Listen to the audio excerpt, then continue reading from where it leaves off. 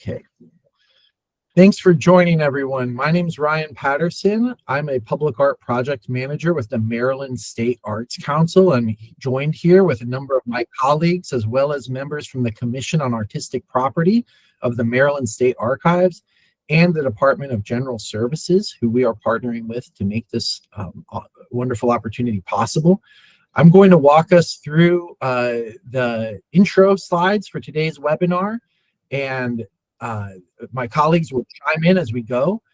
We'll be admitting people also throughout the meeting, so if you hear the ding, that's part of that. We're going to hold time for Q&A at the end, and at that time, we're going to turn the recording off to be able to have an open conversation.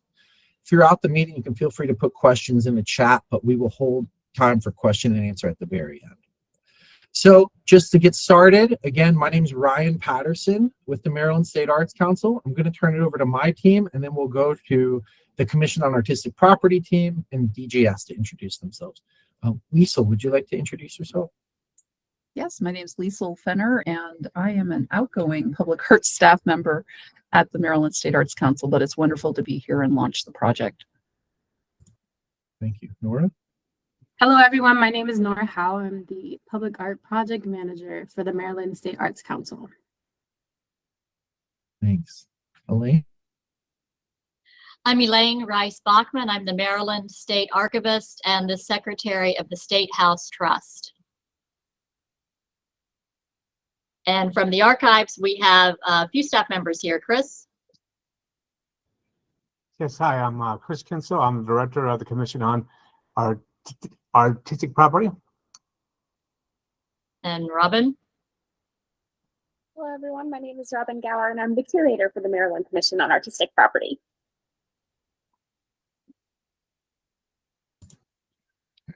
Thanks. And Mark? Good afternoon, everyone. My name is Mark Steigman. I'm an architect and a senior project manager with the State of Maryland Department of General Services. I'll go to Diane. Good afternoon, everyone. I'm Diane Hutchins. I am a member of the Maryland Commission on Artistic Property. Thanks. And Jerome. Hello, I'm Jerome Gray. I'm with the Maryland State Arts Council. Thank you all. Okay, we're going to move forward, and we'll start with Maryland State Arts Council's typical grounding slides. If you've joined our meetings before, you've probably seen these. We start every meeting this way. So we're meeting today on Google Meet. Here's just a quick overview of the controls. If you haven't used Google Meet before, the camera icon will let you turn your camera on and off. You feel free to keep your camera off for the duration of this meeting. Please stay on mute throughout the meeting, and you can unmute during the Q&A at the end, but it'll be helpful to keep your computer on mute. And then moving ahead, a little word bubble icon that's a square is the access to the chat.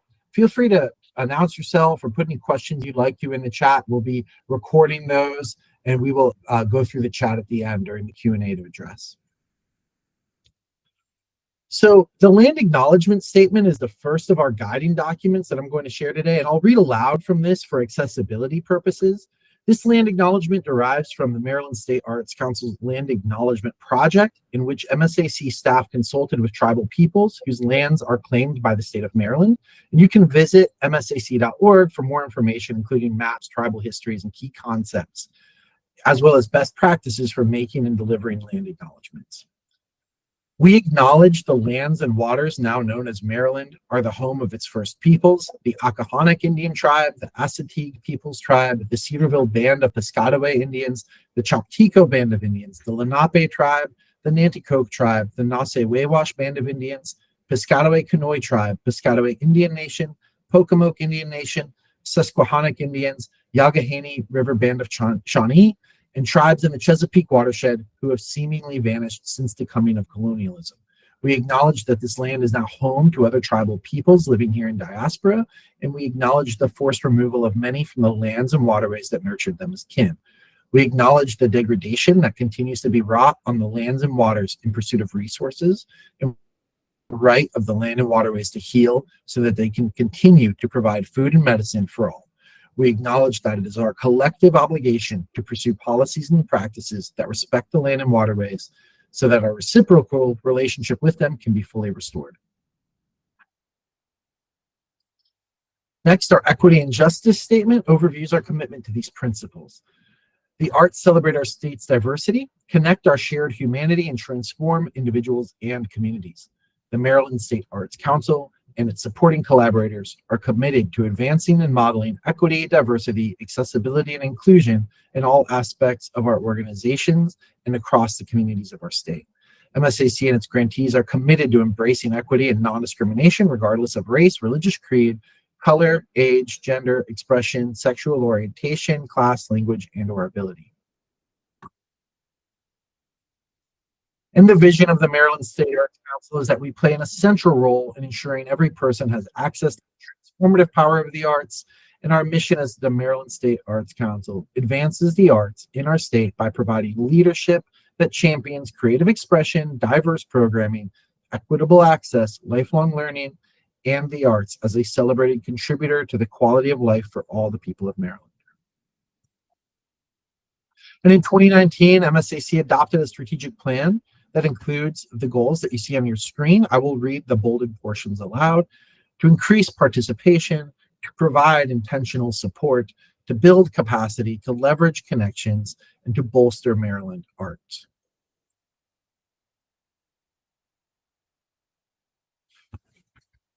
And today's meeting is overviewed in this agenda here.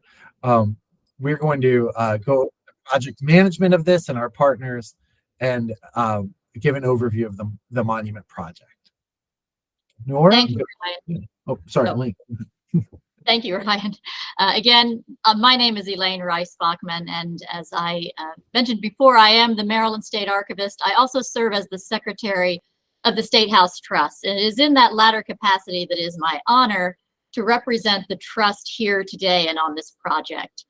The Maryland State House Trust is comprised of Governor Wes Moore and his designee as chair, Lieutenant Governor Aruna Miller, President of the Senate, Bill Ferguson, Speaker of the House, Adrian Jones, and the President of the Maryland Historical Trust Board of Trustees, Laura Mears. It is through their approval of this monument project that a capital project was created, which will be guided by the Department of General Services, and Mark Schneidman, who is here with us today, will be the project manager for this. The project will be collaboratively managed, led by DGS, and then in collaboration with the Maryland Commission on Artistic Property, which is a program of the Maryland State Archives. It is the Commission on Artistic Property that is responsible for the state-owned art collection. This monument will become a part of the inventory of the state-owned art collection. We are partnering with the Maryland Public Art Commission of the Maryland State Arts Council, who will be leading and have led the artist selection process and solicitation. So it's very much a collaborative project. The artist submissions, the letters of interest, and the proposals will be reviewed by a monument advisory committee. And that monument advisory committee will be comprised of designees of each member of the State House Trust. There will be members of the executive and legislative branches, including the Legislative Black Caucus, a representative of the Maryland Military Department, a representative of the Maryland Commission on African American History and Culture, representatives of the Maryland Commission on Artistic Property, and the Maryland Public Art Commission. So that is an overview of the project management. We can answer more questions about that in the latter portion of this meeting. But if you'd like me to just go on into the project overview, Ryan, at this time? Okay. So the Maryland State House, in addition to being the capital of Maryland, the oldest state capital still in continuous legislative use, is also a National Historic Landmark. It received this designation due to the events of the Revolutionary War that occurred there, most notably the period of its use by the Continental Congress or Confederation Congress of 1783, 1784. But Maryland's role in the Revolutionary War extends beyond those events to the actual fight for independence from Great Britain that occurred on the battlefields. There are many celebrated generals and soldiers from Maryland whose stories are well known having been told throughout history for hundreds of years. But there are other stories less well known of who was fighting that war. And this includes the service of Black, Indigenous people of color in Maryland and throughout the colonies who may not have served in leadership roles that make it into the history books, many of whose names may not ever be known. This monument seeks to bring awareness to the service of those individuals of African or Indigenous descent, free Blacks, those formerly enslaved, who chose to serve in the Continental Army or support its mission to achieve independence for the colonies. As approved by the State House Trust, based on a proposal by Stephen X. Lee, this monument will commemorate the unsung who have previously been omitted from public art, education, and the national narrative about the founding of the country. And while this is a Maryland monument to be located in arguably the most prominent location on the State House grounds, adjacent to the historic front entrance of the 18th century facade, it promises to be a monument of national importance, one of the only, if not the only, monument specifically honoring the contributions of Black patriots to the establishment of the United States of America. And if I can just make a further comment before we move to the next part of the agenda about the word patriot. We are using the term patriot in this project because we intend to highlight the cause that guided those who fought or traveled with the Continental Army. We also aim to affirm that African descended Marylanders and Marylanders of mixed African and Indigenous ancestry participated in the Revolution, and that their actions were integral to the processes that led to the creation of the United States. We also intend to acknowledge that patriots were not only soldiers, but included a variety of roles, such as those performed by civilians, women, and children. We hope to encourage the public to think more inclusively about who was a patriot during the Revolutionary period. Thank you, Ryan.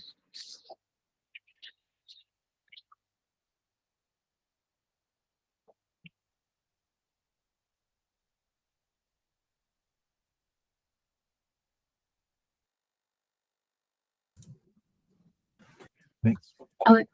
Elaine, can you talk more about the location? Sure. So as is included in the RFQ, you see the location, which is the southeast front of the State House. Anyone who's been to Annapolis recently knows that there's a major restoration underway of the facade. So what you're actually looking at in these photos is a very unique scrim that is superimposing an image of a photograph of the building, but there's actually a scaffolding in front of it. But this location on the southeast front, there's also an overview of the site plan, is the proposed location for the monument with a very specific site of opportunity, which again, we can discuss any questions about that. But this overview gives you an idea of the space available, which is very conducive to public interaction. It is incorporated in a walkway that exists on the site and will make space for a plaza with a place for contemplation so that whatever is proposed for this space will be able to be experienced in 360 degrees.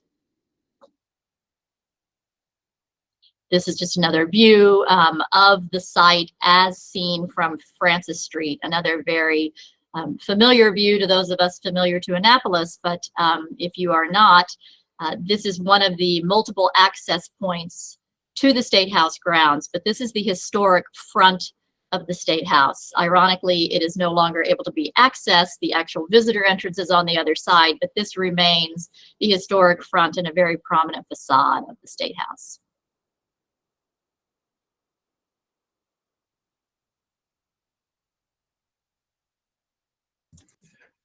Here, I can jump in on this part and move into the next. So thank you so much for that overview, Elaine. So there's some parameters that are included in this request for qualifications that any design for the monument needs to consider. But I want to highlight we're not asking for designs at this point. We are asking for your qualifications. We're going to get more into the application procedure in a moment.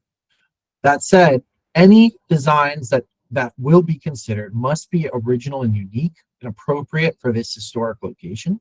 They need to relate to the published project goals that we in the call. They are expected to include figurative elements with the artist's overall concept, though I will stress we are not necessarily looking for only the traditional scale figure, but figurative elements are expected to be included. The work must be structurally sustainable and theft and damage resistant for this exterior and outdoor location. The work must be made of durable materials that will reduce the cost of maintenance, though I think traditional exterior sculptural materials are fine. And the work should be, to the most extent possible, accessible to viewers experiencing the monument in close proximity and that are visiting the State House. And any work should consider the sight lines that respect the facade of the building and the space within the overall landscape of this National Historic Landmark.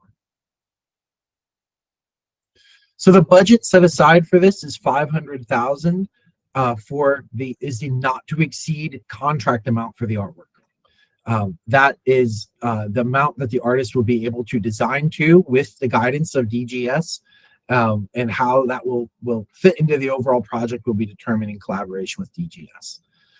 Up to 4 semifinalists will be selected from this first selection round process, and they will be each awarded $5,000 as a flat stipend that is intended to cover their participation as semifinalists to travel to the site, develop a thorough concept proposal for the monument that includes any kind of fees associated. That could be developing cost estimates, creating renderings, maquettes, models, or any other materials necessary to present your concept back to the selection committee, and be there in person to make your proposal to our committee.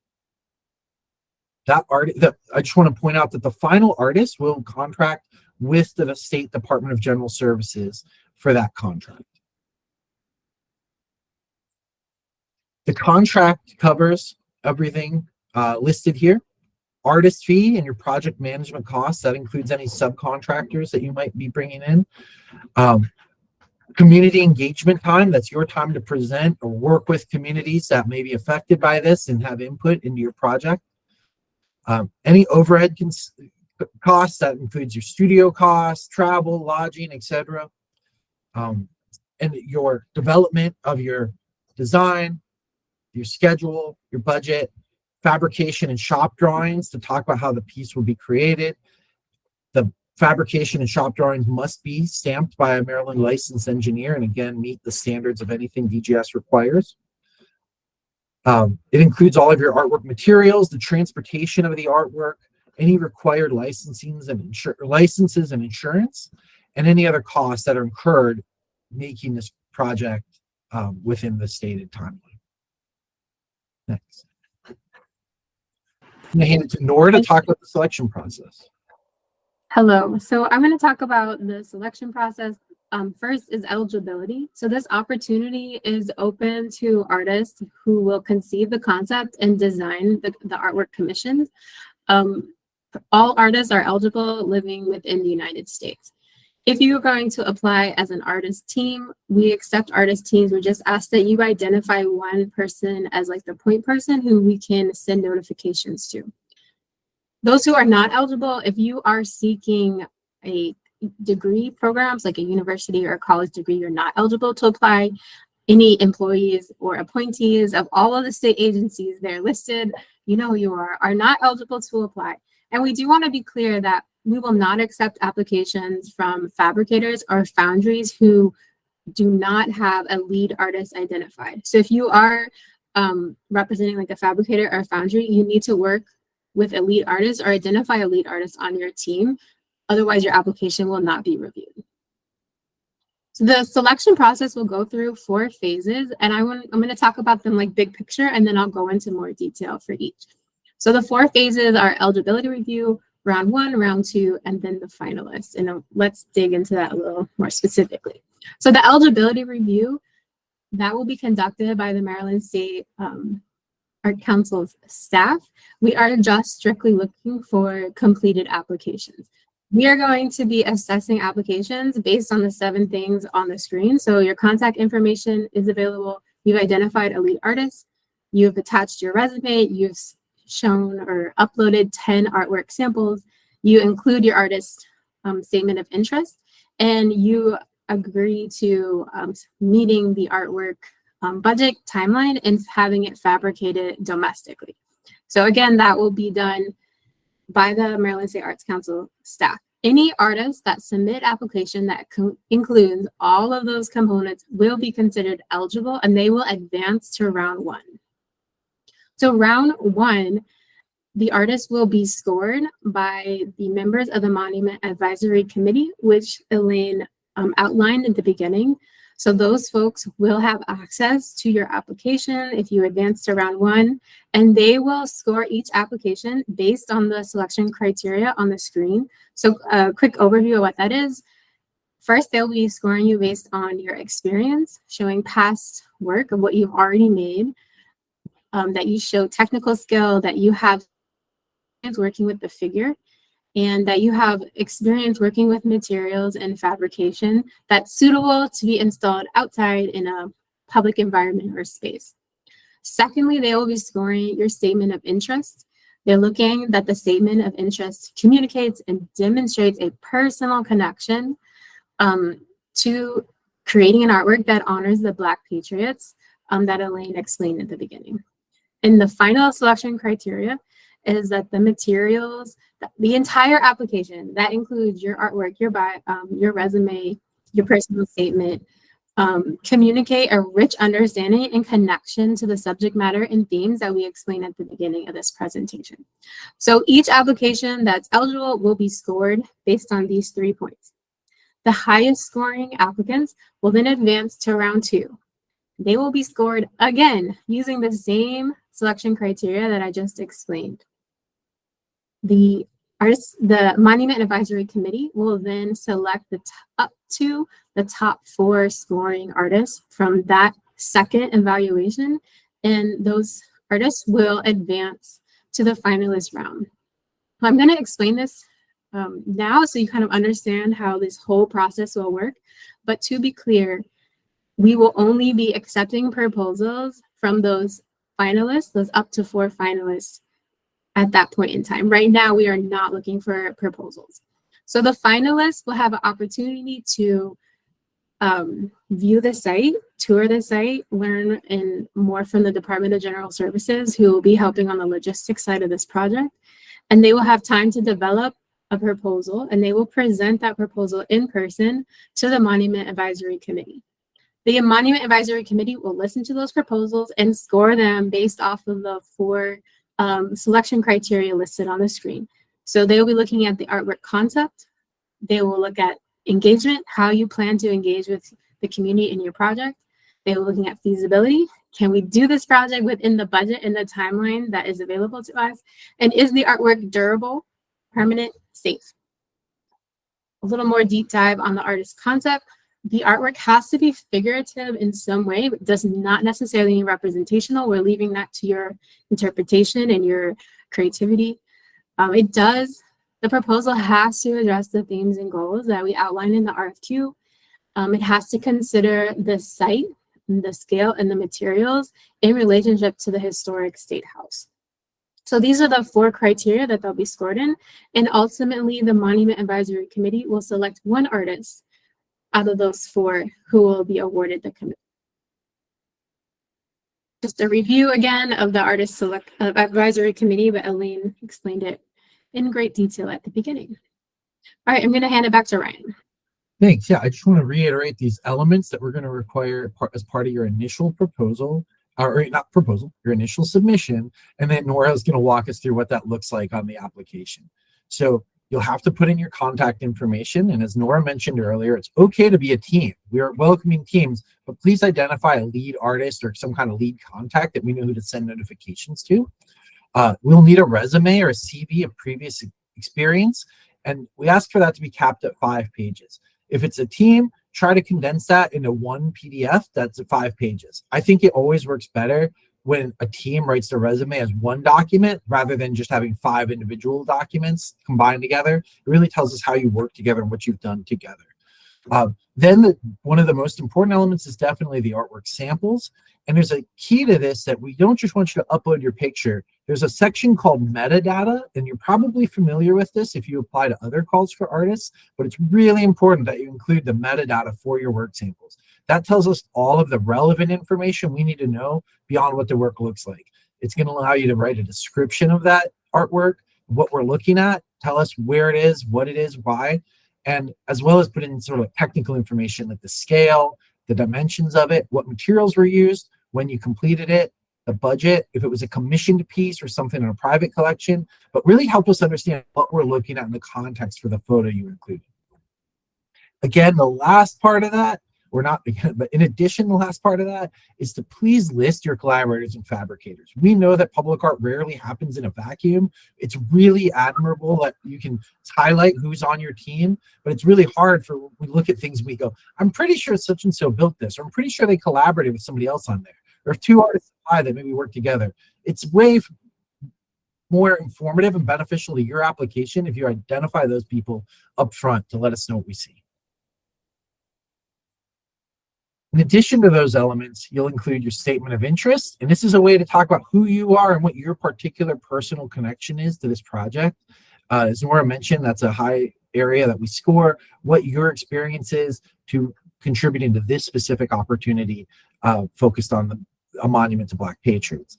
And then agreeing to the ability to fabricate the work domestically in the United States, and an agreement that you will meet the project budget and schedule.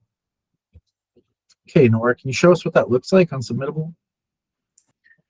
Absolutely. So this is a screenshot of what it looks like, but I'm going to show you from my Submittable account. So if you click the link that's available in our RFQ, and I'm sure Lisa will drop it in the chat, it includes all the information, looks just like this. You'll have to sign into or create a Submittable. It is a free account. And then you have everything, and you're going to have to read. You're supposed to read this and just keep on reading, scroll, scroll, scroll, scroll, scroll. If you get to the bottom, here's our application. So you'll put in your name, your address. If, as you know, ASHA means it's required. If you want to include a website or an Instagram page, you're welcome to do so. And then I want to just kind of give an example here how to upload your artwork. So you can go here, click a file.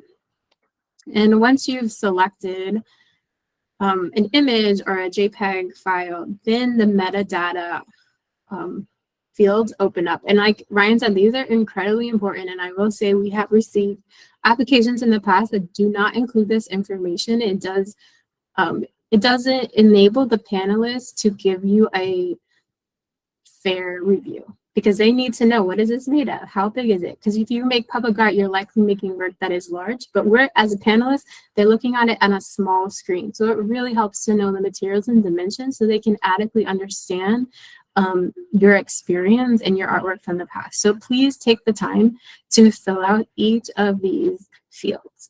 And once you upload one image, it will enable you to add up to 10 images. There's just a new box will populate once you've completed the prior. Artist resume and CV, we ask that you upload that as a PDF. This field is for your statement of interest. 250 words is the max, and then your agreement to fabricate the artwork, meet the project timeline, and then your electronic signature, and then you hit submit. That's all we're asking for in this initial eligibility phase of the project.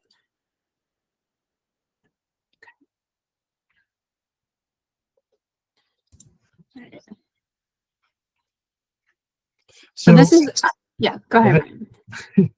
Go ahead, Nora, please. All right, so this is our project timeline. The applications are due August 9th, so add that to your calendar if it's not there already. Once those applications are in, we will complete our eligibility review. The Monument Advisory Committee will score all artists, and we will have notifications out the week of September 23rd if you're going to advance into the finalist phase. We are asking that all semifinalists be available the week of November 4th to do the site visit tour with the Department of General Services and the State Archives team and the Maryland State Arts Council, in which you'll get to visit the site and learn more about the particulars of the presentation and the proposal and the site. Those semifinalists will be asked to present in person their proposals on January 3rd. I'm gonna say this again. Only the semifinalists need to create proposals to present on the January 3rd, and you will know if you're one of those people the week of September 23rd. Looking ahead, the artists in the contracting period will be from January to March 2025. Design development will be from March to June, and then we will have a year for fabrication. Our intent is to have this artwork dedicated ideally in July 2026 to align with the 250th celebration. So that's why we have a very specific timeline, because we want to line up with July 4th in that window of time. All right, so that concludes our presentation. So we're going to turn off the recording, and if you would like to ask a question, please use the hand raise feature at the bottom of your screen, and we will go in order of those. And if you would like to just drop your question in the chat, we will go back and forth between those as well.